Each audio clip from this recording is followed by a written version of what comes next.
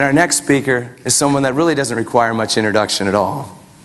30 years ago, or plus, when he was just in his mid-30s with 2 young kids, Ray Anderson put it all on the line because he had an idea for a new company. He thought carpet squares might be the future. And so he put everything at risk, left a great high-paying job to be an entrepreneur, to step into his power, put all his chips in, and to take a risk. Fast forward to 1994, and he had another epiphany. And that was that he realized how much his industry was a part of causing such dramatic environmental consequences in the manufacturing of carpet. And he decided, you know what? I'm going all in again. He revolutionized his company, and in the context of being someone to step out, take a risk, do what he felt instinctively was right, he ended up transforming an entire industry. The carpet industry of today is nothing like it was 10 or even 15 years ago. That all started with one man, with an idea and a realization that he could make it happen. Let's give it up for Ray Anderson.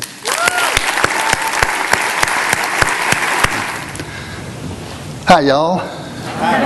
Yeah. If I were introducing myself with respect, I would say quite simply that I'm a husband, father of 2 daughters, grandfather of 5 terrific grandchildren, and soon to be a great-grandfather. And I am an industrialist. Some would say a radical industrialist, but I am as competitive and as profit-minded as anybody you know or ever likely to meet. Today we do business in 110 countries and produce on 4 continents. Sales of $1 billion, so it's a pretty nice success as entrepreneurial activities go. I've entitled these remarks, "The Corporation of the Future, Reinventing the Industrial System," for that is very much what the book is about. So let me begin. Humankind are an integral part of 2 interrelated, intimately coexisting, very complex global systems. Let's call one of those the technosphere. The other key component of the technosphere, besides ourselves, is the industrial system, the way we access raw materials, then make, transport, use, and discard things.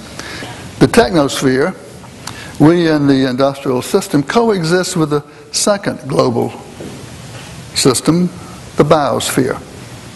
The biosphere contains all the natural systems, the living systems, the life support systems of Earth.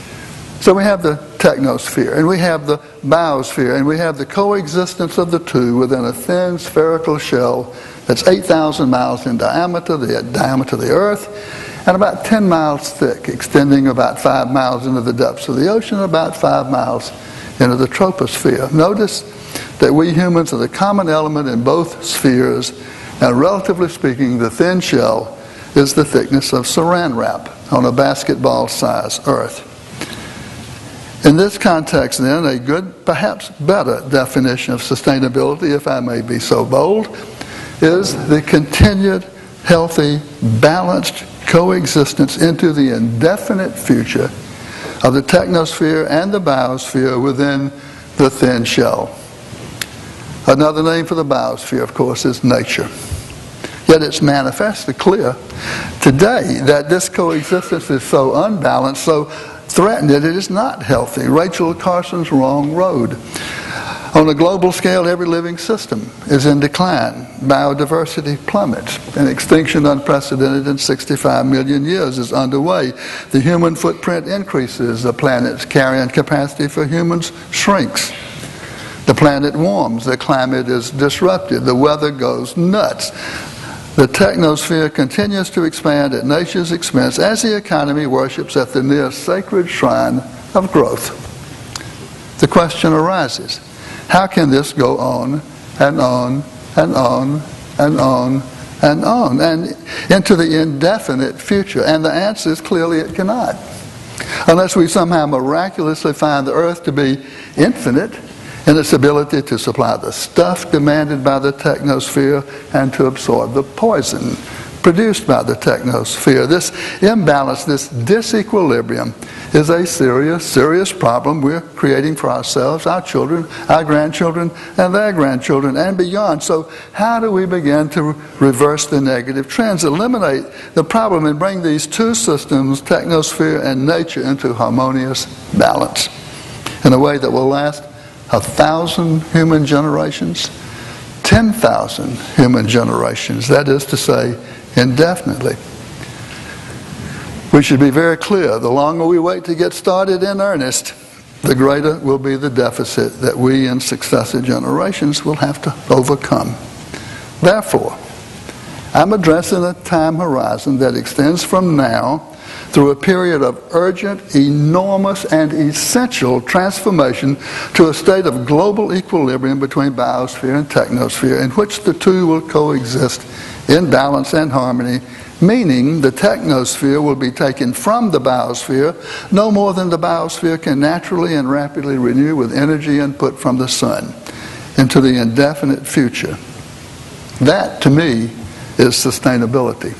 Our society, especially its industrial system, and essentially every corporation anywhere, is in the iron grips of Paul and Ann Ehrlich's environmental impact equation. I equal P times A times T, from the population bomb published in 1997, in which I stands for environmental impact, a negative term, the bigger, the worse. P stands for population, A for affluence, and T for technology. In its broadest sense, as I just rattled it off a while ago, this equation says that the environmental impact of degradation is caused by people. The more the worse. By what they consume in their affluence, the more the worse. And how all of that is produced, used, and disposed of, the more technology, the worse. So at the heart of the current and ongoing environmental decline is this take, make, waste industrial system, making and supplying the stuff that we humans consume in our affluence and discard in our thoughtlessness.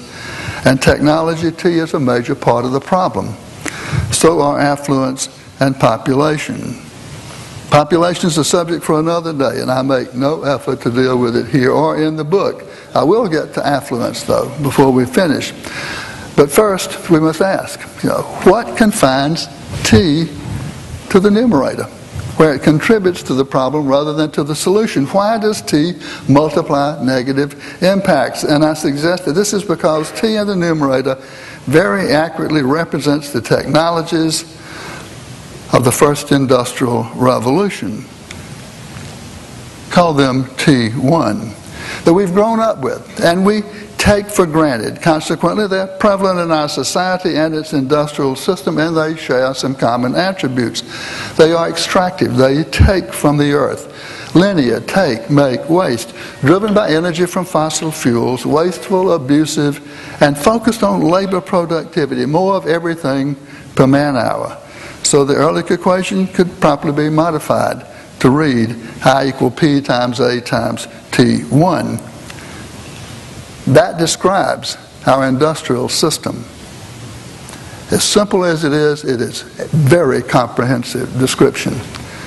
I further suggest that the prevalence of T1 arises out of a flawed view of reality.